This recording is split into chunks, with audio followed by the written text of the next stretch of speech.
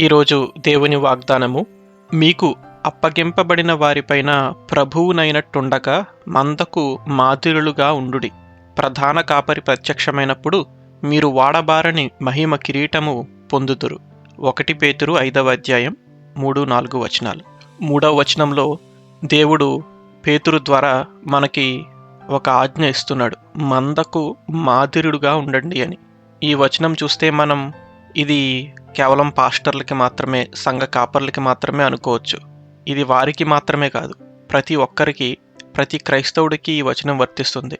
మందకు మాదిరిగా ఉండడం అంటే ఇతరులకు మాదిరిగా ఉండడం అన్నట్టు. ఒక సంఘ కాపరికి సంఘస్థులు ఎలా అయితే దేవుడు అప్పగించారో అలాగే ప్రతి ఒక్కరూ కూడా, ప్రతి విశ్వాసికి కూడా దేవుడు ఎవరో ఒకరిని మాదిరిగా ఉండడానికి అప్పగిస్తాడు. మీరు ఒక ఇంటి యజమాని అనుకోండి. మీ ఇంట్లో ఉన్న ప్రతి ఒక్కరూ కూడా మీకు ఒక మంద లాంటిదే. మీ భార్య, మీ పిల్లలు, మీ ఇంట్లో ఉన్న ప్రతి ఒక్కరూ కూడా మీకు ఒక మంద, ఒక చిన్న మంద. అదేవిధంగా మీరు బయట ఉద్యోగం చేస్తుంటే మీ సహోద్యోగులు, మీ కొలీగ్స్, మీ పైన ఉన్నవాళ్ళు, మీ కింద ఉన్నవాళ్ళు కూడా మీకు మందే. ఒకవేళ మీరు విద్యార్థులైతే స్కూల్కి వెళ్తుంటే మీ స్నేహితులు మీకు ఒక మంద. మీరు వ్యాపారం చేస్తుంటే మీ కస్టమర్స్ మీకు ఒక మంద, మీ పార్ట్నర్స్ మీకు ఒక మంద. ఇలా మనం ఏ వ్యాపారం, ఉద్యోగం, ఏ పనిలో ఎక్కడ ఉన్నా కూడా మనల్ని చూస్తూ ఉండే, అబ్జర్వ్ చేస్తూ ఉండే వాళ్ళు ఎవరో ఒకళ్ళు ఉంటూనే ఉంటారు. వారు మన జీవితాన్ని చూస్తున్నారు. అందుకే ఇక్కడ ప్రభు ఏమంటున్నాడంటే వాళ్ళందరూ మనకు అప్పగించబడ్డారంట. అప్పగించబడినప్పుడు మనం వారికి మాదిరిగా ఉండాలి కానీ వారి మీద యజమానులుగా పెత్తనం చెలాయిస్తున్నట్లు ఉండకూడదు. మందకు మాదిరిగా ఎలా ఉంటాం? యేసుక్రీస్తు ప్రభువారు మనకు మాదిరిగా ఎలా ఉన్నారో అలాగే మనం కూడా ఇతరులకు మాదిరిగా ఉండాలి. మన ప్రేమ విషయంలో, మనం చూపించే కరుణ విషయంలో, వారితో మాట్లాడేటప్పుడు చేసే పనులు అన్నీ కూడా యేసుక్రీస్తును గుర్తుకు తేవాలి. ఒకసారి ఆలోచించుకుందాం. మనం యేసుక్రీస్తు వారి వలె ఇతరులకు మాదిరిగా ఉంటున్నామా? మన జీవితాలు మాదిరిగా ఉంటున్నాయా? లేకపోతే వాళ్ళ మీద అజమాయిషి చలాయిస్తూ వారి మీద ప్రభువుగా అధికారం చలాయిస్తున్నామా? ఒకసారి ఆలోచించుకుందాం. అదేవిధంగా 4వ వచనంలో మనకు దేవుడు వాగ్దానాన్ని కూడా చెప్తున్నాడు. 3వ వచనంలో మనకి ఒక ఆజ్ఞ ఇచ్చాడు. 4వ వచనంలో మనకి ఒక వాగ్దానము, ఒక బహుమానం దేవుడు ఇస్తున్నారు. అదేంటది? మహిమ కిరీటము. ప్రధాన కాపరి ప్రత్యక్షమైనప్పుడు మనకు దేవుడు మహిమ కిరీటాన్ని ఇస్తారు అని అంటున్నాడు. ఆ మహిమ కిరీటము ఎప్పటికీ పాడైపోదంట. నిత్యము ఆ మహిమ కిరీటం ఉంటుంది.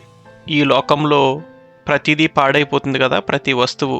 కానీ మనకు దేవుడిచ్చే మహిమ కిరీటము ఎప్పటికీ పాడవదు. అటువంటి మహిమ కిరీటాన్ని దేవుడు ప్రధాన కాపరి యేసుక్రీస్తు ప్రభువారు ప్రత్యక్షమైనప్పుడు మనకి ఇవ్వబోతున్నారు. అది పొందుకోవాలంటే మనం దేవునికి ఇష్టలుగా జీవించాలి. దేవుని వాక్యం ప్రకారం, దేవుని చిత్తం ప్రకారం మనము మన జీవితాల్ని ప్రభువు కోసం జీవించాలి. అలా జీవించడానికి మనం చేయగలిగేది మనల్ని మనం దేవునికి అప్పగించుకొని పరిశుద్ధాత్మ నడిపింపు ప్రకారం జీవిస్తూ 3వ వచనంలో చెప్పబడినట్లు ఇతరులకు మాదిరిగా మనం జీవిస్తే అప్పుడు మనం యేసుక్రీస్తుని హెచ్చించిన వారం అవుతాం. మనము మహిమ కిరీటమును పొందుకోగలుగుతాం. ప్రార్థన. మహోన్నతుడా, ప్రేమ కలిగిన మా తండ్రి, మీకు వందనాలు, మీకు స్తోత్రములు. దేవా, ఈరోజు మీ వాక్యం ధ్యానం చేయటానికి మీరు మాపై చూపిన కృపను బట్టి మీకు వందనాలు ప్రభువా. దేవా, మా కోసం, మా రక్షణ కోసం శిలువ పైన మీరు బలియాగమయ్యారు.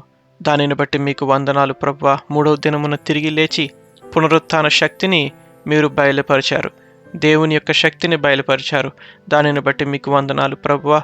దేవా, మేము కూడా మా జీవితాలలో మీ యొక్క శక్తిని బయలుపరిచే విధంగా జీవించేలాగా మమ్మల్ని మీరే మార్చండి. ఈరోజు మేము చదువుకున్న వాక్య భాగంలో మీరు సెలవిచ్చినట్లు మా అందరికీ కూడా మీరు ఎవరో ఒకరిని అప్పగించారు. ఒక చిన్న మందను మా జీవితాల్లో మాకు అప్పగించారు. వారందరికీ మేము మాదిరిగా ఉండేలాగా మీరు మమ్మల్ని ఆశీర్వదించండి. మాదిరిగా ఉండేలాగా మీరు మమ్మల్ని నడిపించండి. కొన్నిసార్లు ప్రభువా, మీరు మాకు ఇచ్చిన పిలుపును వదిలేసి మాకు ఇష్టం వచ్చినట్లు జీవించాము. దానిని బట్టి మమ్మల్ని క్షమించండి. పరిశుద్ధాత్మదేవ, మీ యొక్క నడిపింపును అర్థం చేసుకుని, మీరు చెప్పే గైడెన్స్‌ని అర్థం చేసుకుని, మేము ఆ విధంగా జీవించేలాగా మమ్మల్ని మీరే మార్చండి.